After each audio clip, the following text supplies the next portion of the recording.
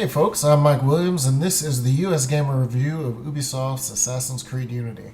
This game acts as sort of a soft reboot for the entire Assassin's Creed franchise, taking the place of a new Assassin's Creed 1. So let's dig in and see if it's any good.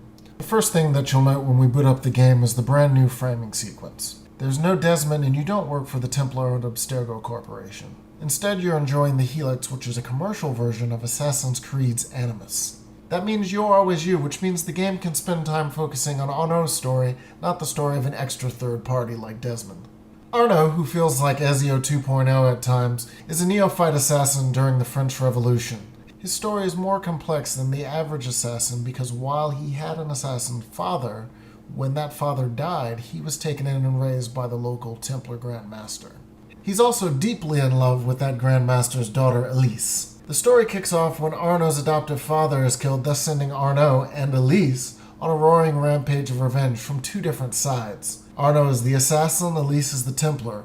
Making things even more complicated, Arnaud and Elise are already in a committed relationship, but the situation puts them on opposite sides of the conflict. Assassin's Creed Unity's story deals with the more subtle aspects of the ongoing Assassin-Templar war. It asks if both sides really should be fighting, and if extremists take things too far.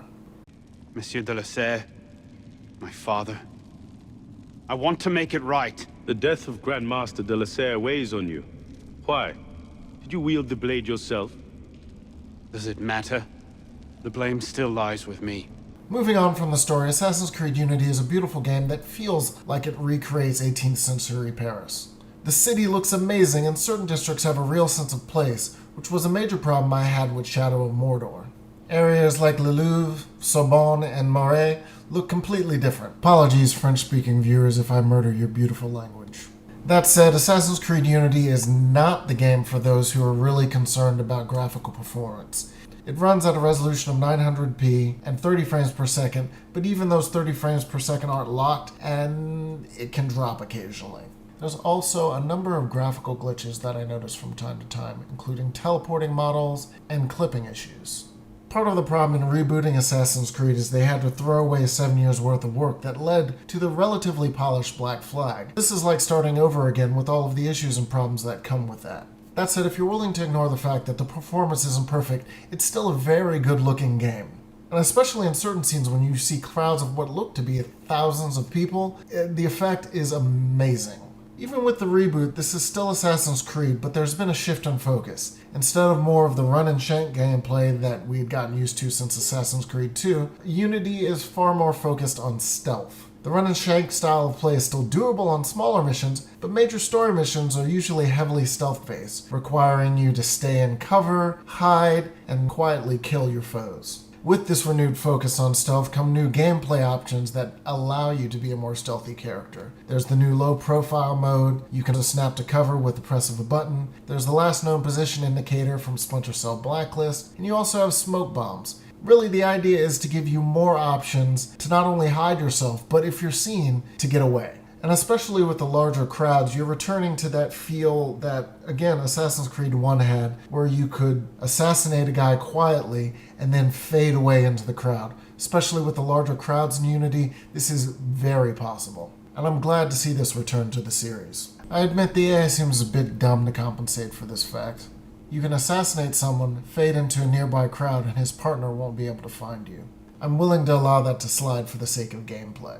Another big change is the addition of Parkour Down, which is more of an evolution of the previous parkour system, not a complete rethinking of it. You'll still parkour much in the same way as before, but Parkour Down adds a granularity to the game's movement.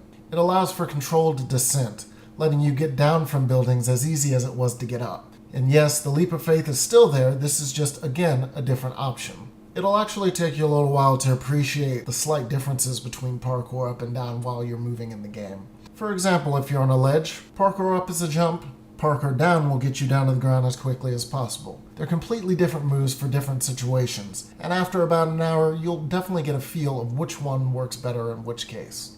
This morning, I was accosted by 3 men carrying some poor soul's head atop a pike. Seems they mistook my uniform for a mark of nobility and demanded I shout, "Long live the Republic," to prove my allegiance. I suppose handing out tricolor cockades is now passé. What did you do? I shouted, "Long live the Republic." A man of principle. Life is more valuable than dignity. Another big change for Assassin's Creed Unity is customization. Instead of the idea that you have one assassin and it's a linear progression from beginning to end, you have Arnaud, but you can customize everything about him. There are skills in 4 different categories: melee, range, stealth, and health. These skills include things like lockpicking, double assassinations, or even simple ranged weapon use. As you complete missions in the game, both story and co-op, you'll get sync points which you can use to buy new skills. Unity's customization also extends to the weapon and armor system. You can buy weapons and armor with either money or gain them as rewards from certain missions, and they each impart bonuses to your character. One chest piece may improve your health, while a belt will allow you to hold more lockpicks, or a pair of pants may make you run faster. You can also upgrade your weapons and armor by using Creed points, which you'll gain throughout the game for just doing Assassin's Creed stuff. Air assassinations, regular assassinations, even running away from a conflict will give you Creed points. You can also use your Creed points to buy new colors, which you can switch in and out. In fact, I enjoyed just switching colors at random, and all of your clothing and color choices actually appear in the cutscenes, which can lead to some interesting situations. I had a ton of fun just switching colors at random.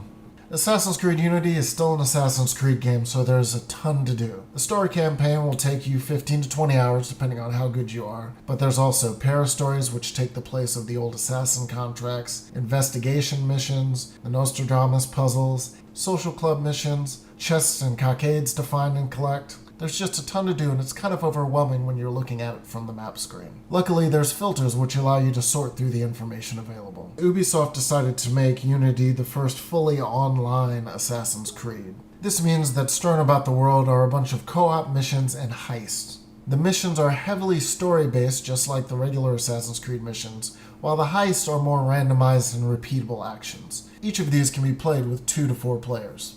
The fun in co-op is heavily based on matchmaking, especially in the heist, because desyncing in heists actually means everybody restarts the mission from the beginning.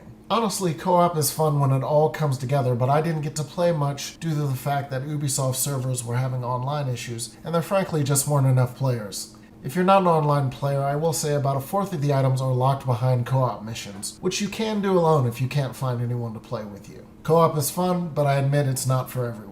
All in all, I stick by what I said in our preview. Assassin's Creed Unity is a rebuilding year for the franchise. This is Ubisoft stripping everything down to its core and then rebuilding it back up again. That means there are some new things, and that means some of the old problems are still there. Is it as good as last year's Black Flag? No, but Black Flag was the culmination of 7 years of development. Unity stands as the new starting point of this franchise. It's a great start for the franchise's new direction, and I can't wait to see where Ubisoft takes it in 2015 and beyond. As always, our full written review, which includes viewpoints from me and Jeremy Parrish, is available on USgamer.net. And if you want to read about games, you have to be reading USgamer.